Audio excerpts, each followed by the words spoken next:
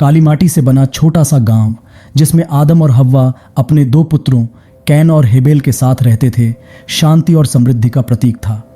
परिवार के चारों ओर फैली हरियाली, अनाज के खेत और ऊंट बकरियों के झुंड गांव को एक प्राकृतिक और धार्मिक वातावरण प्रदान करते थे। आदम और हव्वा अपने पुत्रों को भगवान की पूजा करने और धर्मीय मूल्यों के महत्व को समझने में लगे रहते थे। कैन और हेबेल, जो अभी युवा थे, अपने पिता माता के आदर्शों का अनुकरण करते हुए एक दूसरे के साथ प्रेम और सुलह से रहते थे। हालांकि दोनों भाइयों के व्यक्तित्व और प्रवृत्तियों में थोड़ा अंतर था। कैन एक कठोर और गंभीर व्यक्ति था जिसकी आंखों में एक अविश्वासी दृष्टि थी। वह अपने काम में बहुत ध्यान देता था और अक्सर अपने भाई से दूर रहता था। उसकी पूजा और भेंट में एक प्रकार की उदासीनता और आलस्य देखा जा सकता था। कैन का मानना था कि वह अपने पिता की प्रशंसा और भगवान के आशीर्वाद का हकदार है। दूसरी ओर हेबेल एक भाव विभोर और करुणामय व्यक्तित्व था।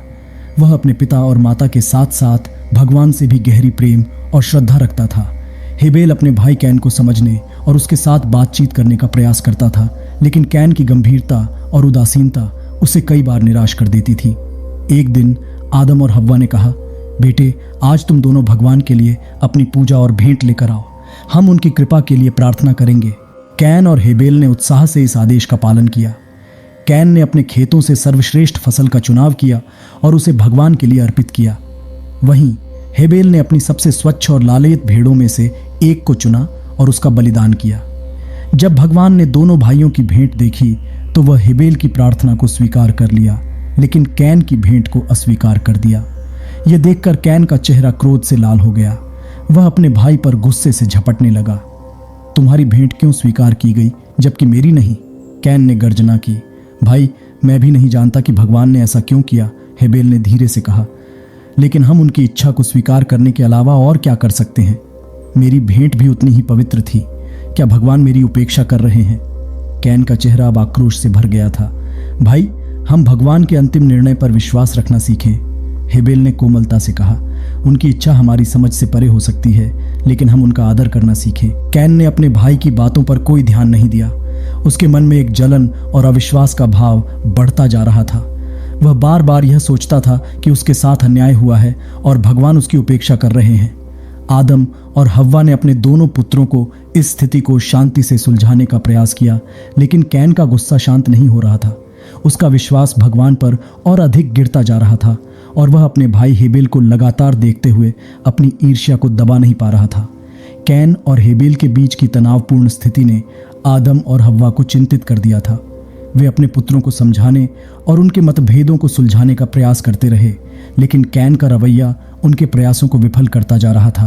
कैन, तुम्हें अपने भावविहीन व्यवहार पर काबू पाना होगा, आदम ने उसे समझाया। भगवान का चुनाव अपना है, हम उसका आदर करने के अलावा और क्या कर सकते हैं? लेकिन पिताजी, मेरी भेंट भी अच्छी थी, भगवान ने मुझे क्यों अस्वीकार किया? कैन ने कड़वाहट से कहा। भगवान का मार्ग हमारी समझ से परे है बेटा, हव्वा ने कोमलता से कहा। हम उनके निर्णयों पर विश्वास रखें और उनकी इच्छा का पालन करें। कैन के चेहरे पर अब भी गुस्से का भाव था, लेकिन वह अपने माता पिता के प्रबोधन को सुनकर चुप हो गया। हालांकि उसके मन में एक जलन और ईर्ष्या का भाव अभी भी बना हुआ था, जो उसके व्यवहार और दृष्टिकोण को धीरे धीरे प्रभावित करने लगा था। कुछ दिन बीत गए और कैन का गुस्सा और ईर्ष्या लगातार बढ़ता जा रहा था। उसके चेहरे पर एक अस्वाभाविक चमक थी और वह लगातार अपने भाई हेबेल को निगाहों से चिढ़ाता रहता था। हेबेल भी अपने भाई की परेशानी को समझ गया था, लेकिन वह उसे समझाने और उसके गुस्से को शांत करने का प्रयास करता रहा। एक दिन जब कैन और हेबेल गांव के बाहरी क्षेत्र में अकेले थे तो कैन का गुस्सा फूट पड़ा। वह अपने भाई पर झपटा और उसे जोर से धक्का मारकर नीचे गिरा दिया। क्यों भगवान ने मुझे अस्वीकार किया जबकि तुम्हारी भेंट स्वीकार कर ली? कैन ने गर्जना की। क्या मैं कम योग्य हूं उनकी दृष्टि में? हेबेल घबरा गया था और वह अपने भाई को शांत करने का प्रयास करने लगा। भाई, कृपया शांत रहो। हम भगवान की इच्छा को समझने की कोशिश करें। उनका मार्ग हमारी समझ से परे हो सकता है। लेकिन कैन के कानों पर कोई बात नहीं पड़ रही थी। उसका गुस्सा बढ़ता जा रहा था और वह अब अपने भाई को मार डालने की सोच रहा था। हेबेल ने देखा कि उसके भाई की आंखों में एक विभत्स चमक है और वह उसकी जान लेने पर तुला हुआ है। भाई, कृपया अपना क्रोध शांत करो, हेबेल ने डरते कांपते स्वर में कहा। हम चलकर पिता माता के पास जा सकते हैं और उनसे मदद मांग सकते हैं। लेकिन कैन ने उसकी बात सुनी ही नहीं। वह अपने भाई पर झपटा और उसे जोर से धक्का देकर नीचे गिरा दिया। फिर वह अपने हाथ में एक पत्थर उठाकर हेबेल पर वार करने लगा। हेबेल ने देखा कि उसका भाई उसे मारने जा रहा है। वह अपनी जान बचाने के लिए दौड़ा, लेकिन कैन ने उसका पीछा किया और उसे पत्थर से मार दिया। एक जोरदार वार के बाद हेबेल जमीन पर गिर गया और वहीं पर मृत हो गया। कैन अपने भाई के शव को देखकर कुछ क्षणों के लिए स्तब्ध रह गया। उसे अभी भी अपने कृत्य का एहसास नहीं हुआ था। वह हेबेल की शव को देखकर हतप्रभ था। मैंने क्या किया? कैन ने अपने आप से कहा। मैंने अपने ही भाई को मार डाला। कैन को तब एहसास हुआ कि उसने एक भयानक गलती कर दी है। वह अब अपने भाई की मृत्यु का दोषी महसूस कर रहा था। उसकी आंखों में अश्रु आ गए और वह हेबेल के शव को गले लगाकर रोने लगा। हे भगवान, मुझे क्षमा कर दो। कैन विलाप करने लगा। मैं अपने कृत्य का पछतावा करता हूँ। मैंने अपने भाई को मार दिया। मेरी माफ़ी मांग लो। लेकिन कोई जवाब नहीं आया। शांत वातावरण में केवल कैन के रोने की आवाज़ गूंजती रही। अचानक कैन को एहसास हुआ कि भगवान उसके पास आ रहे हैं। वह डर गया और वहां से भागने की कोशिश करने लगा, लेकिन भगवान ने उसे रोक लिया। कैन, तूने क्या किया है? भगवान ने गंभीर स्वर में पूछा। कैन थरथरा गया और कहा, भगवान, मैंने अपने भाई हेबेल को मार डाला। मुझे क्षमा कर दो। मैं अपने कृत्य का पछतावा करता हूँ। भगवान ने कैन की ओर गंभीर नज़रों से देखा और कहा, तूने एक भीषण अपराध किया है। तू अब से अपराधी के रूप में जीवित रहेगा और तेरे माथे पर एक निशान होगा ताकि लोग तुझे पहचान सकें। कैन को भगवान के निर्णय से बहुत दुख हुआ, लेकिन वह कुछ नहीं बोल सका। उसने महसूस किया कि वह अपने कृत्य का दंड पाने के लिए तैयार है। भगवान ने कहा, अब तू यहाँ से चला जा और कभी भी वापस मत आ।